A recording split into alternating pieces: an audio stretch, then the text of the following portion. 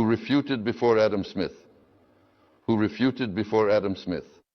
And Pushkin also spoke in his famous work about the price of goods and the economist. And he was a profound economist. That is, he could judge how the state becomes wealthy, what sustains it, and why it does not need gold when it has simple products. That is, Pushkin was a contemporary of Karl Marx. So do we eat gold or what? Or are these paper money dollars? We need to understand a simple thing once again. Goods and services rotate in one direction, while money rotates in the other. And there must be a correspondence. Commodity mass, monetary mass, more money, inflation, less money, deflation. And in general, if there are enough goods everywhere, then what we will consider is that there is no shortage and money is not needed. So, do we need to buy air? No, there is air. And is money needed when something is lacking? That is, money is a means of distributing consumption when there is a shortage of these products. Well, they also ensure the circulation of goods. So, we have considered this. How the immorality of Karl Marx and all those who stand behind this Marxism allows to refute what lies on the very surface. And people perceive and justify it with scientific theories. Perhaps there are two targeted approaches to describing processes in the national economy. How to approach the processes that occur in the so-called economic world. That is, companies, plants, and factories operate there, and there may be only two approaches. The first is from the perspective of popular autocracy. This can be represented by the priesthood, monarch, state planning, general secretary, some president, Führer, and so on. Thus, from the perspective of popular autocracy. And the other approach is from the perspective of the private individual, based on one of the many interests of the private individual. The private individual cares about their own interests. His goal is to obtain the maximum amount of money from what he is engaged in. That is, indeed, the more money he earns, the better for him. That is his goal. Thus, the people's well-being is ensured and so forth. Both of these approaches don't align with the teachings of Christ. Well, with a distorted Christian theology, because the true teachings of Christ actually spoke about something else. Why? Because we have already discussed that the false Christianity that has been presented to us instead of the true teachings of Christ states that there is no happiness for man on earth. Happiness is there in heaven, in paradise. And if you are a servant of God, behave well, obey your masters, the slave owners, then there in heaven you will be happy. All power comes from God. Father, when will this happiness be on earth? Ah, dear ones, that will be during the last judgment. And when will it be, Father? Well, dear, no one knows. So it turns out that according to these dogmas, power on earth is forever and eternally in the hands of Satan, generally speaking. So the meaning of human life is to pray, to suffer in order to attain the kingdom of heaven there. So it turns out that Satan is the sovereign prince of this world. All sciences and arts come from him. Christian theology recognizes the full power of Satan until a time known only to the Almighty. And until that time comes, any action contrary to this is sinful. God has not yet made a decision, so don't fuss, accept it. And all power, all meaning of life, none. The task is to accept, repent, walk, pray, be baptized, and so on. But do not take any actions at this moment to change life for the better. In terms of morality, popular autocracy can be against theocracy. This is immorality. Well, it is also triumphing now. Or it aligns with theocracy when the work of the entire national economy, its goals, is subordinated to the interests of people improving their well-being, and ultimately realizing genetically determined potential, which we discussed when considering processes occurring in supersystems. Well, it aligns with the Quran. Why with the Quran? Because the Quran states that Satanism is self-deception of a person by his free will. That is, what is in this pseudo-Christianity is not mentioned there. It says there, Allah does not change people until they change what is within them, which corresponds to the Russian proverb, trust in God, but do not be idle yourself. But this is not in Christian theology. Sit and don't chirp. Only when there is a directive from above. But when will it be? Nobody knows. So wait, accept it. Here lies the essence, the core. At the same time, I emphasize again, we do not deny all those moral ideals that the true teaching of Christ carries, the genuine teaching of Christ. But right now, many probably think that there is a general sitting here talking about some religions, but religions define the world of economic relations. If we talk about the Bible, indeed, the Bible encourages usury. I have already quoted this from the Bible. Do not lend to your brother either silver, bread, or anything else, and you will rule over many nations. They will not rule over you. And what does the Quran say? Allah permitted trade, but prohibited usury. That is, they are directly opposite. And this pseudo-Christianity triumphs in our society. Leo Nikolaevich Tolstoy also wrote a work titled Why Christian Nations and the Russian People in particular are in such a dire situation. And I will even pose such a question. Why is it that the lives of people who are part of the management of the national economy, this teaching of Christ, false by default, has not made life happy in any Christian state in 2,000 years? On the contrary, wars are happening. Moreover, Christians are divided, and thus the Russian Orthodox Church exists both here and abroad, and they cannot reconcile. Catholics and Protestants are killing each other, yet Jesus demonstrated love through his preaching and life. Why, in economics, should what Christ said regarding all the processes in people's lives humbly yield with love to the harshest self-devouring of human-like subhumans? What kind of humility is this?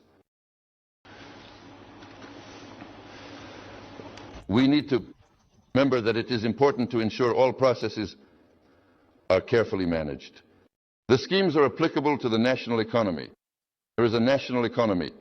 It is a subject of management.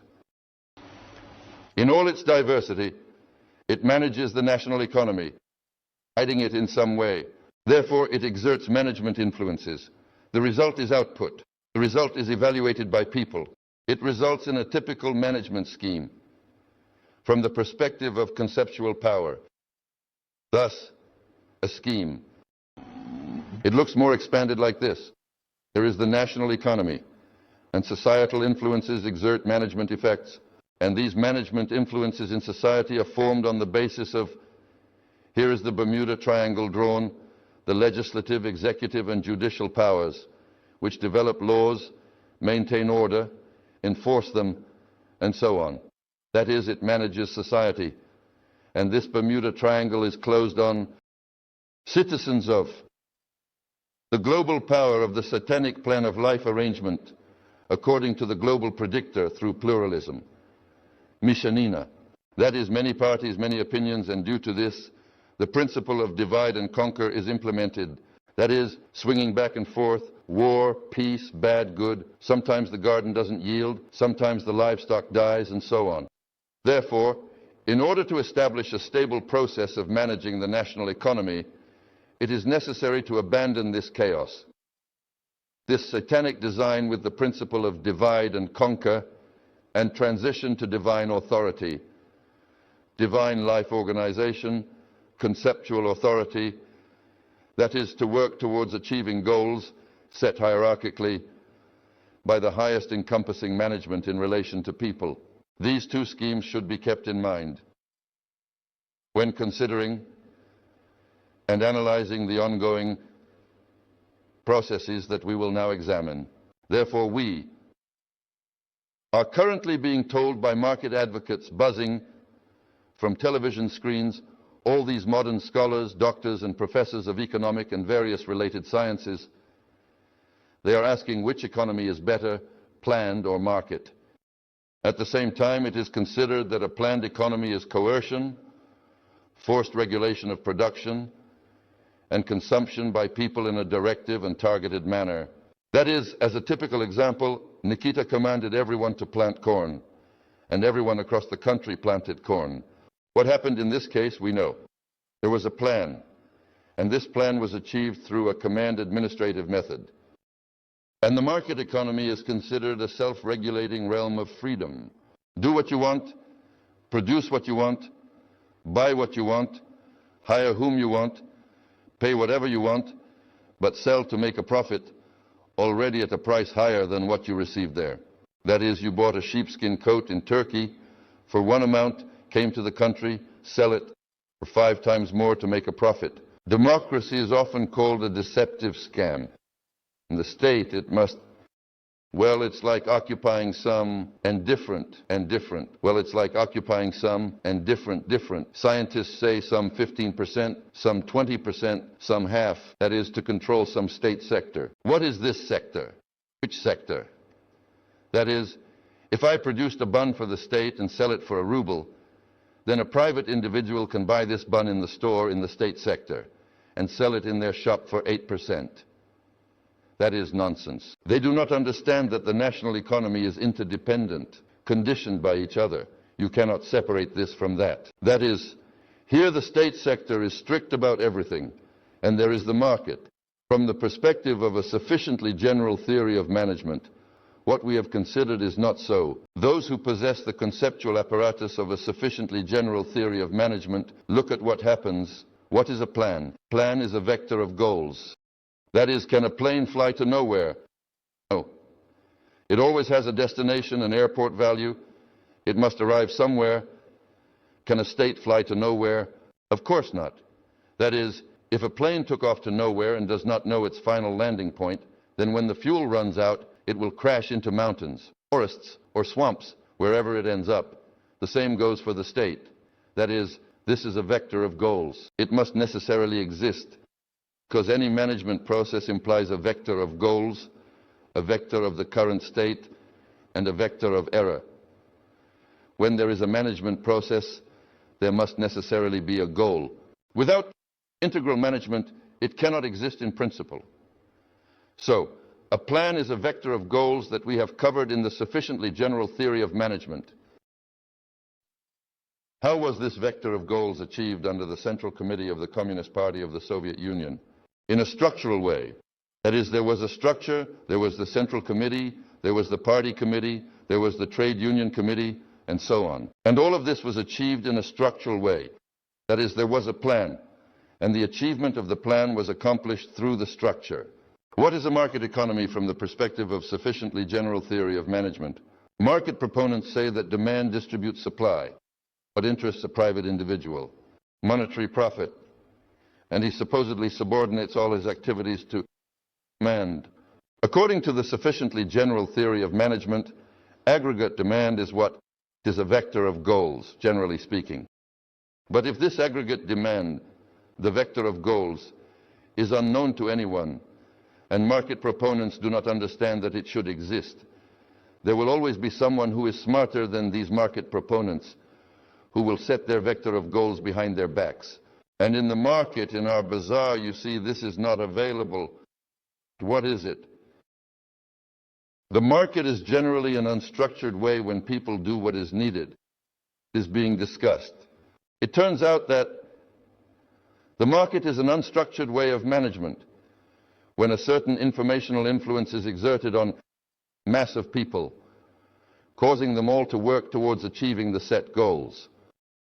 It is essential that things are done in this particular manner. The marketplace serves as an excellent platform that provides individuals with the opportunity to explore and realize all of their potential capabilities and possibilities. By engaging with the market, people can discover new avenues for growth and development, allowing them to achieve their personal and professional goals in a supportive environment. But these possibilities need to be organized and directed towards achieving specific goals. That is, a plan is a vector of goals, while the market is a way to achieve the plan in a non-structured manner. Therefore, when planned economy is contrasted with market economy, it is schizophrenia. Why? Because it simply contrasts the vector of goals with the method of essentially achieving those goals. Another analogy, a plan is a city we must reach, while the market is the road we can take to get there. Moreover, there are two roads. One road is a structured way, the other is unstructured. The unstructured one is better. Why? Because everyone knows what needs to be done. Imagine a structured way in our country.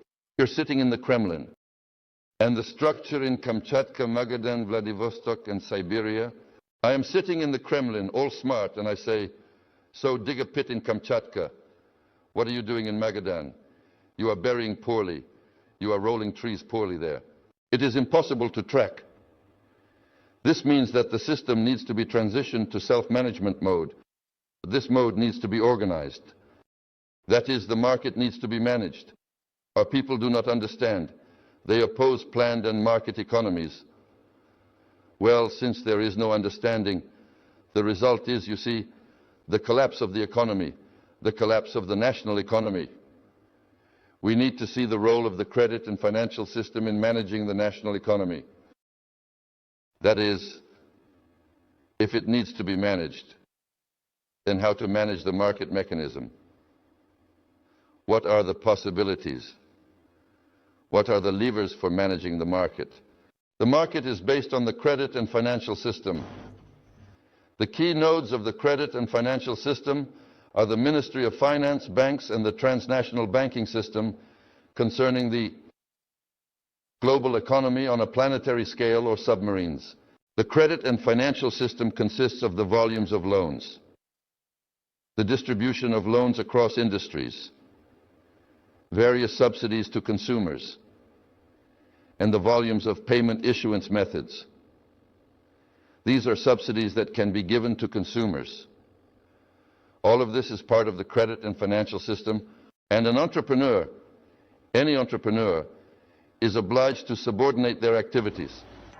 Not just obliged, but forced. That's the other word. They are forced to subordinate their activities to the credit and financial system, and the solvable demand generated by the credit and financial system. While solvable demand also shapes the credit and financial system. Therefore, according to a sufficiently general theory of management, the credit and financial system is indeed one of the crucial subsystems. Without the structural self-management of society, in essence, it can be said that the credit and financial system is a crucial component of the larger framework of societal self-management. That is, it is important to draw a comprehensive diagram. The national economy, the credit and financial system. The credit and financial system is the subject of managing the national economy. It organizes its work. What are the means of management? Loans, subsidies, grants, issuance of payment methods. These are the means of management. With the help of loans, subsidies, grants, and emissions, market mechanism can be introduced into a stable balancing mode. It can be introduced into a consistently stable maneuvering process of smoothly and efficiently transitioning from one balancing mode to another, such as, in particular, what was proposed to Gorbachev and Khrushchev was to transition from one balancing mode, which has outlived itself, to another without conflicts, without crises, without the suffering of the people. After all power was in the hands of the Kremlin then, Gorbachev and so on. To transition to a stable new balancing mode that would correspond to the main provisions we discussed. That is, it could also be done quite calmly without destroying any national economy and so on. And then unstructured self-regulation will be maintained. When everyone works towards the set vector of goals, and everything will be fine, and everything will be good. By setting a vector of goals, introduce market dynamics, stability. Here is the conclusion. That is, by setting a vector of goals, one can maneuver and bring it into the desired stable mode. What can one set? One can set practical wisdom as a person has experience. Is that possible? Yes. Is that good? Well, it's good if there is enough wisdom. One can set hidden know-how. I know how, but I won't tell anyone anything. Is that good? Not really. Why? Because you know, but the others do not. And what you do is unclear to them. And when it's unclear, people react accordingly. It's strict scientific theory. What science? Whose is it? We talked about it. I showed you Western science. This one, Leontief's. So let's ponder. They talk about capitalism. Capitalism. Capitalism in Sweden. Capitalism. Market. Market. The same in Switzerland and in Bolivia with Nicaragua. What is it not capitalism? Capitalism and the market. Capitalism in Bolivia is somehow different from the market and capitalism in Sweden. Why? Because there is global politics. And remember the pyramids on the submarine. Some are allowed while others are not. Are beacons. The Stakhanovite system, the Zaglatovites. That is, one side is inflated, our beacon, and they say, why is it like this? Look, how about the Swedish model? And at the same time, it is not mentioned that certain assistance is provided there. That is, it is allowed. Image. Here are the older people, those who remember the times of the USSR. There were Stakhanovites, Zaglatovites. That is, how was it done? A factory. And I once worked as a lathe operator at a factory, even when I was still in school. How was it there? Lathes, the best machine. Well, the beacon, of course. Better there. Where is the most? Better there. Where is the most? Blanks arrive without a hitch. Cutters are in the tool shop. Everything is better there, so everything is good for him. The setup technician always has what is needed, always sets it up. The others work on worn-out machines. This beacon has all the conditions, and he exceeds the plan. He gets a free ticket to the sanatorium, an apartment there without a queue. And the others, he says, work like him. Why can't you? But their machine broke down, the cutter cracked, and so on. And they can't. They would be glad to. It's the same in the world. Here is Sweden. Here are the states. And the fact that the states consume 50% of energy resources, that there are huge subsidies helping American farmers so that America thrives. For America to thrive, all our chicken coops need to be bulldozed, and Bush's legs should come here to us. Can you imagine they transport chicken legs across the ocean as if we can't raise those chickens in our own country? It's just funny. This is called global politics. And if an economist doesn't understand that it's global politics, then he talks about some smart words, investments, models, tourism. It's all simple, like 3 kopecks. There is no economic science, and there never was. Only in the concept of public safety. Everything is strict. And the closed equation of inter-industry balance, which was not done by the famous economist Leontief, to adhere to a strict scientific theory, perhaps out of sheer foolishness. But even if you foolishly set out to do something, in the conditions of globalization, there will always be a non-fool who will use your foolishness for their own purposes. Therefore, our uncles from the Central Committee of the Communist Party, remember the introductory lecture, got into trouble without understanding where they were getting into. And behind their backs, figuratively speaking, stood those who understood everything that was happening. They only helped. With the hands of these fools from the Central Committee of the Communist Party, a great country was falling apart. Although it was possible, there were many shortcomings. Don't think that we are talking about going back. Remember, dare to do this. 2, history never has a reverse course. Global evolutionary processes in history only move forward. There is no going back anymore. And there is no progress without good. And we will get out of this situation. A stable regime may also emerge from here. The regime of the collapse of the national economy. And they are steadily dismantling us, you see. There will always be a team that stands behind those who are dismantling and will help to do it. This explains the extreme inequality of living standards in the so-called countries with market self-regulation, this inequality of countries in prosperity, and it is this inequality of countries. In prosperity, inequality among countries is evident. The existence of this global mafia is proof. And in the introductory lecture I spoke at the conference in Johannesburg, this is confirmed. 15% of the prosperous population lives in Europe and the United States, while the remaining 85% of the planet's population are impoverished countries. And the third force is the global mafia that governs. It says, we will solve all your problems. We will provide you with clean air. You will drink clean water. and we will pull you out of poverty. But you must give us complete and absolute ownership of all the infrastructures that support human life. That is, total global control over humanity. Here is the magazine Expert number 37 from September 2nd, 2002. Read it. I practically quoted it. Everything that is said there, the theories of the golden billion are there, and so on. For each country, this global mafia has its own vector of goals. Spain is a global resort. Japan is high technology. The USSR is a raw material appendage. If the assigned tasks are poorly executed in country X, change the managers.